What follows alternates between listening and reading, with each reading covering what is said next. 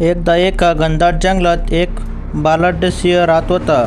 त्याचा जबडा मजबूत, शरीर ताकदवान आणि डरकाळी संपूर्ण जंगलाला दणाणून टाकणारी होती. तो जंगलाचा खरा राजा होता. परंतु सिंहाकडे ताकद होती पण चातुर्य नव्हते. त्याचा एक मित्र होता कोल्हा. कोल्हा हुशार लहान होता, पण तो खूप हुशार होता आणि चतुर होता.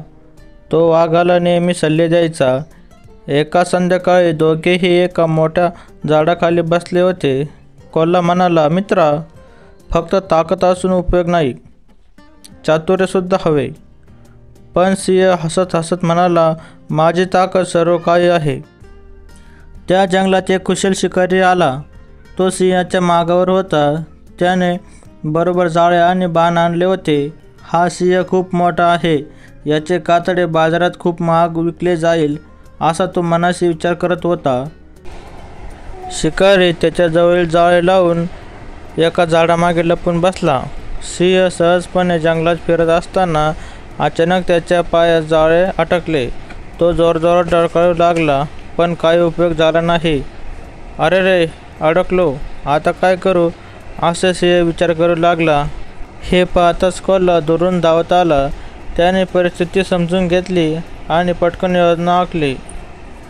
कोल्हा शिकाऱ्याजवळ गेला आणि तो अतिशय चतुराईने म्हणाला, वा वा वा, तुम्ही खूप भाग्यवान आहात. तुम्ही हा सिंह पकडला, पण त्याला लगेच मारू नका. राजाच्या दरबारात हा खूप मौल्यवान आहे. तुम्ही त्याला तिथे नेलं तर तुम्हाला मोठे धन मिळेल. शिकारी विचार करू लागला, खरंच, जर मी राजाजवळ नेला तर मला जास्त पैसे मिळतील. शिकारी थोडा संभ्रमात पडला. कोल्ह्याने त्याला आणखी गोंधळण्यासाठी म्हणाला, तुम्ही वाघाला बांधण्यासाठी मोठी दोरी आणा, तोपर्यंत मी इथे आहे. शिकारी त्याच्या बोलण्यावर विश्वास ठेवून जंगलात दोर शोधण्यासाठी निघून गेला. शिकारी दूर जाताच कोल्हा लगेच सांगितले, अरे, लगेच जोर लाव आणि जाळं तोड. ही संधी पुन्हा मिळणार नाही. सिंहाने झडपणे पाय आपटले, जोरदार धडपड केली. अखेर जाळ तोडून बाहेर आला. मी मुक्त झालो, सिंह जोरात ओरडला. थोड्याच वेळात शिकारी परत आला. पण हे काय, सिंह तर मोकळा आहे आणि त्याच्या समोर उभा आहे. अरे बापरे, शिकारी घाबरून मागे सरकला. सिंहाने एक जोरात डरकाळी फोडली.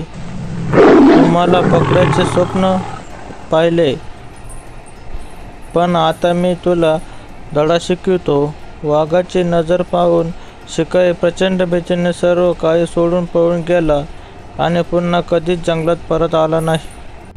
सिंहाने कोल्ह्याकडे बिलकुल वेगळ्या नजरेने पाहिले. मित्रा, तू खरा हुशार आहेस. माझ्या ताकदीपेक्षा तुझ्या बुद्धीमुळे मी वाचलो. कोल्हा हसत म्हणाला, संकटातून फक्त ताकद नाही तर चातुर्यसुद्धा आवश्यक असते.